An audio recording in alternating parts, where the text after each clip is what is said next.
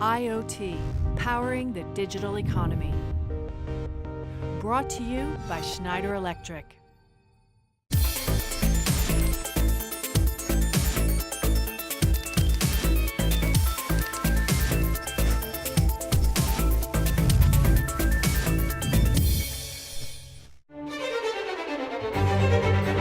In the 21st century, the media world operates almost entirely online. Television is on demand and archives are opening up as their content is digitized. In fact, the digital equivalents of newspapers are now beating their analog counterparts. It's taken just 30 years to get here.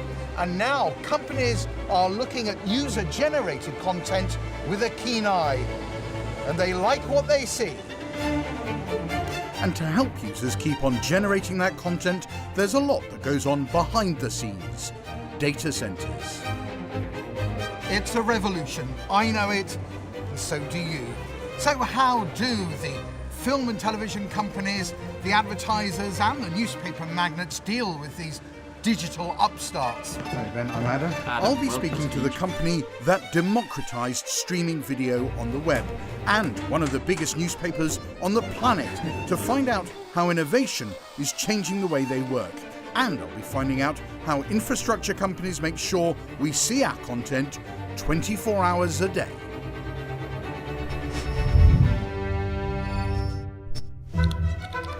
The consumer face of media has changed beyond all recognition, enabled by technologies like the smartphone and social media platforms such as Facebook, Twitter, and Snapchat. The large media companies have been rather slow to exploit the potential of social media, but they're catching up fast. To find out how, I'm visiting the offices of the Guardian Media Group. David Pemsel was appointed their CEO in 2015. The online edition has made The Guardian the third biggest newspaper in the world. It doesn't have a paywall and still makes a loss. So, is it sustainable? What you're facing with digitization of media is that whole bunch of free content. And your answer is to go, yes, we're going to offer you free content. That's both the problem and our solution. Lots of people go, that's a nuts way of actually responding to the digitization challenge. Well, it's most evidently not nuts. I think that, look, let's take a look at the journey over the last 3 years. When this very, very disruptive moment of the collapse of digital advertising occurred in 2015. 2015. We said in response to that, The Guardian would have to think about not just only its reach, but ultimately the relationship it has with its readers. How do we convert our anonymous reach into a known audience, which allows us, one, to be able to monetize that through contributions, which is at 800,000 and climbing. Two, it allows us to be able to create more data points to optimize for advertising and bring greater value to our agencies and clients. And also, it creates an incredibly rich bed of insight of our audience, which allows our editorial teams to write more specific content and be more acutely aware about what they care about. Now there's nothing nuts about that. There are three very clear, distinct strategic pillars of our plan, which is working. And we now, as an organisation, have our readers contributing more than we do from our advertisers, which is the biggest single proof point of our strategy. I mean, the word digital almost reverberates off the walls in this building. Everyone's talking about it. What about the changes that it makes to the way you gather news and the way you actually think of yourselves? When it was a newspaper, as I said, finite number of pages, you manage for yield and pagination. Now the world is incredibly open. One is potentially quite agnostic about where one reads the content. Is it within Facebook, Snapchat, Flipboard? But in the end, the reader is a very curious individual now who wants to read and consume journalism in a whole raft of different formats. And as a result of that, you've just got to keep going. You've got to think about video in 5-second lengths. You have to think about long reads, which are 3,000 words long. You have to think about how do you actually build attention with a news feed of Facebook, because that is the modern day consumer of news. I know when you first moved into the online space, you basically took a printed paper, very centuries old technology, and just made it look similar online. Are you still doing that with lots of different platforms, or are you able to make the product different when it sits on Facebook and when it sits on Twitter? Are you able to actually change the product offering? It is, as one knows, that the screen and the mobility of that screen has to change the way in which you report. So, for example, all of our articles start in the format of mobile first, because we know ultimately that's where most people are going to read it. And then from that mobile configuration, you then work back into print and into newsfeed. That's how you've got to start. So maybe it's because I'm old, but I think firstly of you as a newspaper, but firstly you're digital. Firstly, look, of course, if you take 100... Well, not of course. Lots of people don't feel that. No, but I think what you do is you take 150 million browsers, you take an average Monday to Friday, 150,000 people reading the paper, of which we value them as much as we value any digital reader, and regardless of geography. However, one has to be front of mind that people are tending to, you aside, of reading our journalism in multiple different places, and one has to use the sophistication of engineering and the understanding of digital to be able to bring that to life. And can you give me any examples of why or how well customers are responding to your digital offering? I worry about anything that sounds like a reader funnel because it sounds too much. It sounds too linear. But at the top of the funnel, as I said, we have 160 million browsers. We then have in any given month between 10 and 12 million readers who you would describe as engaged readers who are coming to us once or twice a month. And then we have 800,000 people who are making a contribution to our journalism. Those numbers give you, the proof points that it is not just simply skim read. These are people who feel very much vested in the Guardian, what it is we produce, and ultimately our success. The Guardian is owned by the Scott Trust, a limited company with no external shareholders. Its constitution protects the editorial independence of the paper, and its aim is to avoid any political interference. But the disruptor companies are now snapping at the heels of companies like the Guardian Media Group, and one of them is YouTube. Today, anyone with a smartphone or a tablet can broadcast live to the world. So, I've come to YouTube's new London headquarters to find out how they see things and what makes them tick. Ben McCohen-Wilson is the director of YouTube's designs on Europe, the Middle East and Africa. The first thing I wanted to know is how successful the platform really is. Now, today, we have over 1.5 billion people coming on a monthly basis, so huge volume of people coming in, and those people consuming in total over 1 billion hours of viewing each day. On mobile phones now, we're finding that we see people consuming 60 minutes of content on a mobile phone per day. That can't be the average. So on mobile phones, that's the average consumption per average. consumption. On average, people are watching an hour worth of YouTube video on their mobile phones. Correct, yeah. I mean, that cannot be anything you possibly imagined when the business started. No, I think when, on a number of dimensions, the business has grown beyond anybody's expectations. If you think about it, that core promise remains the core promise today, but we now have over 500 hours of new content uploaded onto the platform every minute. And yet, I think when people talk or think about this sector, they're thinking about micro views, that little clip of something, a 20-second, a minute here.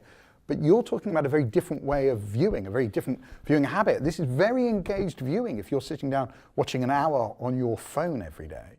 Obviously, YouTube began in that short-form viral video space, and that remains a huge portion of viewership on our platform today. But at the same time, we have content that is 40, 60, 90 minutes long and is getting significant viewership. Recently, out of the UK, there is a channel that's launched called Real Stories that has over 2,500 hours of documentary programs across a number of genres. And those are getting millions and millions of views and delivering revenues, in that case, back to the original producers. If so much of your viewing is done on someone's mobile phone, how key is technology and these big advances in video technology to the user experience, since in the end they're going to be seeing it on a tiny couple of inch screen? So over 60% on a global basis comes from mobile phones or tablets. So as you say, those small screens. But in fact, the fastest growing platform on YouTube overall is what we would call the living room, pitching to TV screens. And that has grown at over 100% year over year in each of the last 3 years. So as the Internet of Things makes it clear which platforms are going to be important and which services are going to be important in terms of delivery of content, we will absolutely look to optimize our user experience to that space. That raises an interesting question of how you track the different ways that we as consumers are consuming your product. How is that changing? 4 years ago, we made the shift so that our algorithm rewards watch time. So it's not about whether you click on that thumbnail, but actually the amount of time you spend watching that video. So if somebody has pressed play and they are watching that piece of content to its full length, then in our algorithms, it will rise to the top. If they press play and then click off because it wasn't what they expected or it wasn't to their taste, despite what the thumbnail showed them or what the title showed them, then actually drops very rapidly down out of the bottom of the algorithm. You're quite clear about being excited about all these new technological opportunities, but as a business, surely that's also a major challenge because the technology you're using last year is not the same as you're using this year and won't be next year, and you've constantly got to be changing to meet that. You do. Consumers are driving this pace of change. If you're able to orientate your business that you can capture those tailwinds, so instead of being scary or instead of being something that threatens the core fundamentals, then I think at that point you're aligned well with the certainty that change is going to accelerate. 18 months after it was launched back in 2005, YouTube was bought by Google for $1.65 billion. Now, competing with that kind of interest in a new disruptor business is particularly tough for many of the traditional media companies like the Guardian News and Media Group. Well, after the break, I'll be looking at the kind of hoops all the media companies have to jump through to stay on the right side of the rules. We all want access to content on media platforms, but that content comes from an online infrastructure which has to constantly evolve to meet the demand we place on it. So when you look at things like 5G rolling out and the challenges that video and content distribution is creating for us, it's really driving the industry to rethink about how do we build data centers and what constitutes a data center. And with 4G today, there's cell towers that are located in multiple locations. And with 5G, we're going to see a lot more of those cell towers.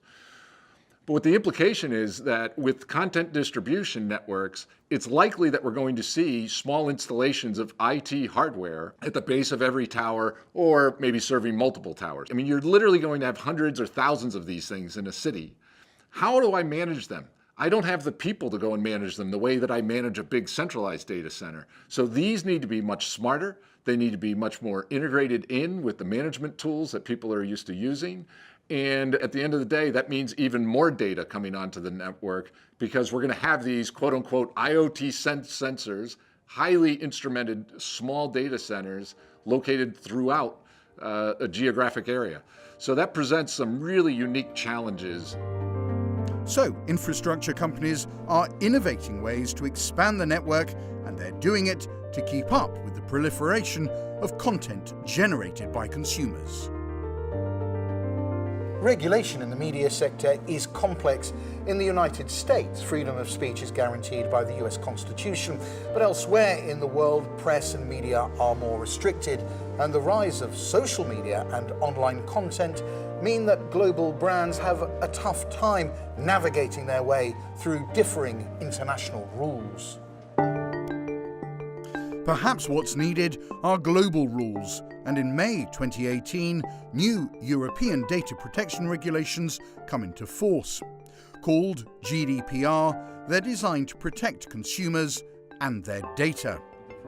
Damien Tambini is a senior lecturer in media communications regulation and policy at the London School of Economics, and he's been looking into GDPR.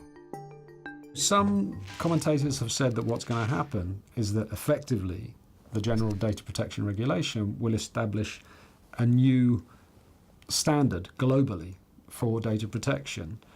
I don't think that's the case. I think it will be horses for courses. Some companies, depending on their offer, will take the view that it is cost effective for them to establish new practices which are global, and others will develop new services for different markets. I think there are a number of ways in which Europeans use services which are actually based in the US For example, cloud services. For example, in universities are having to rethink which cloud services they use, because it may not any longer be legal for them to use services which are outside of the jurisdiction of the GDPR. So there is rethinking both in terms of how US companies provide services into the EU and how EU citizens are using services which are based out of the EU jurisdiction. I think it's absolutely appropriate that governments look to make sure that consumers are protected and properly protected, and we will always comply with all of that regulation, and indeed have gone beyond that regulation today to try and ensure that it's really clear to a consumer what does that mean what will they do with my data, how do they use it, and how do they not use it. Much of what seems to drive this business is the ability to understand the people who are using your platform and watching your videos. Does that not raise a huge regulatory issue? Because you suddenly know quite a lot about individual preferences, individual behaviour. None of it is attached to an individual. From our perspective, it's not around Ben. Right, you don't know it's Ben or Adam watching it, no. You know a customer A exactly is watching it, and here's what they've consumed, and here's what other people, and we may take cues from other people in your location, what have they similarly searched for and chosen to view. All of it ultimately is trying to make the best guess as to what you want to watch next. The focus for YouTube is on the platform's user experience and enabling content creators. Despite being a newspaper, albeit a digital one, The Guardian has greater challenges and tougher obligations to meet.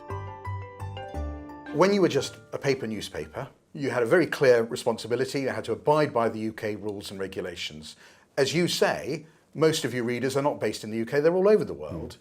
From a company point of view, isn't that one enormous headache? There are now 1,000 regulatory regimes you have to be compliant with all over the world, and if you're not, wow, that's a huge corporate risk.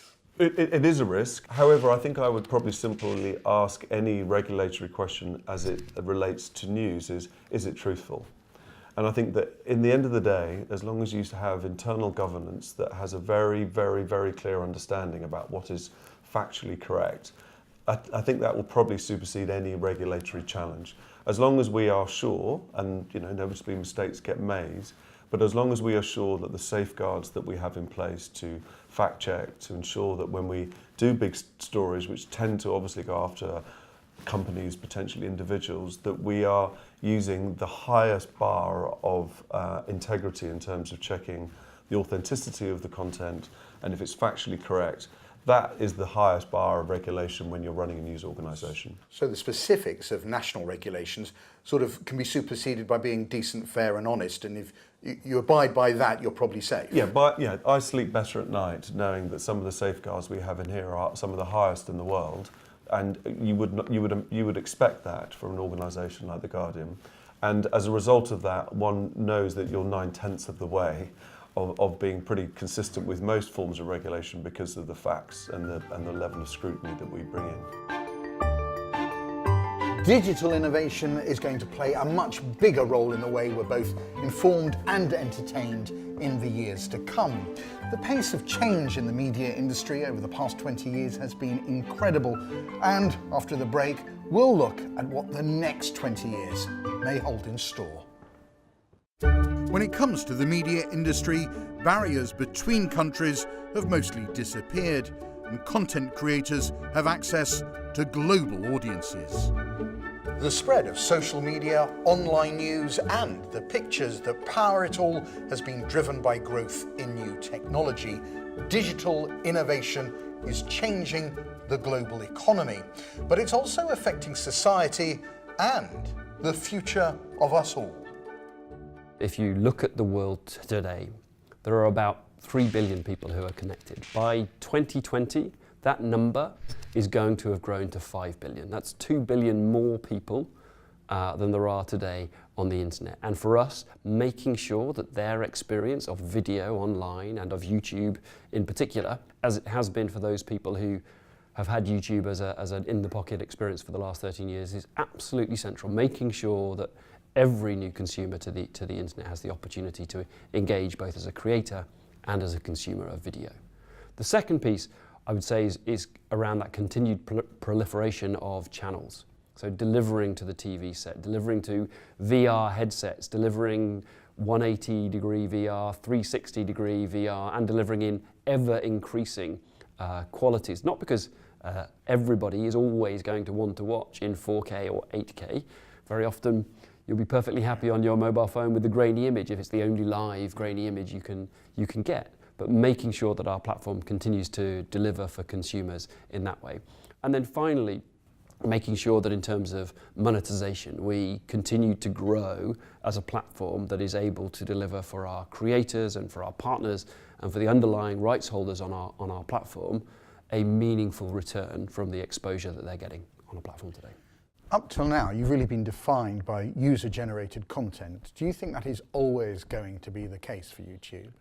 So I think user-generated content is always going to be at the core of what we do. And even when we work with our traditional media partners, they are always looking to say, hold on, what is it I can learn from those people who are successful on YouTube? What is it I can learn from those people who've grown from subscriber number 1 to be 6 million, 8 million today? What is it that I can learn in terms of the authentic connection that they've got and the way that they engage their audience around the content on YouTube?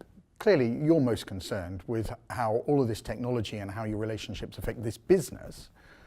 But what effect do you think will that have on society as a whole as these things become much more central to our experiences? I think it's absolutely the case that on our platform today, you've got a diversity of creators who are championing causes, championing audiences, championing issues that would have struggled to find the same volume on traditional media, and that's something that I'm hugely proud of. So it was a disruptor in the business world, could well be a disruptor in society in the future. I think already you're seeing that where whether it's around gay rights, whether it's around trans rights, whether it's around equal rights for marriage, you're seeing YouTube and other online spaces really being at the centre of some of those. Indeed, arguably the Arab Spring would be the best global example of where YouTube and other online platforms allowed people to find their voice and find their voice for the first time.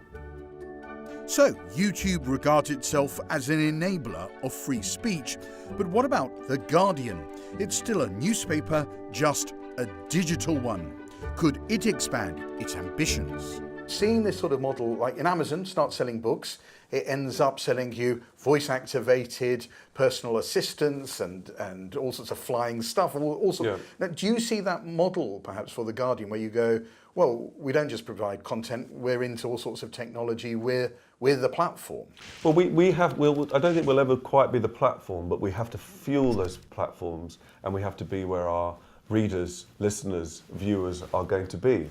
And one has to just be very open-minded about if ultimately there are themes that come through this disruption about how people consume content, The Guardian has to be in those places. And I love that challenge. And actually what we've proved over the last 2.5 years, and indeed our entire history, the business is very capable of adapting.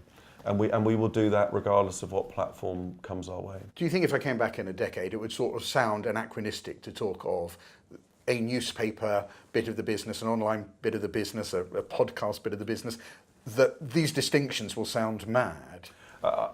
Probably, yes. I think that I can't even begin to think about the forms of consumption or where you might consume content in 10 years' time. Whether it be in cars, whether it be in the Internet of Things, whether it's the fridge, God only knows.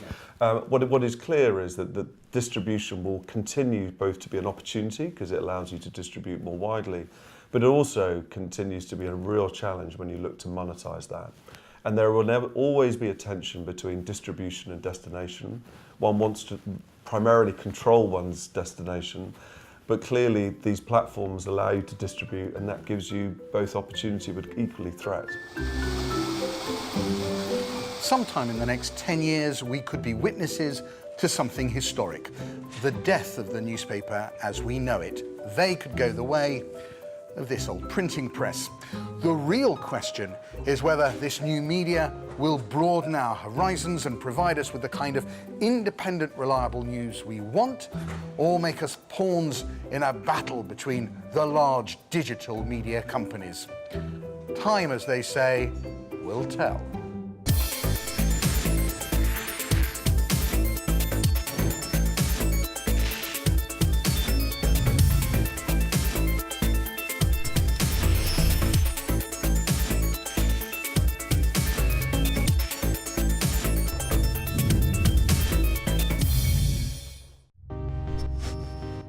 I.O.T.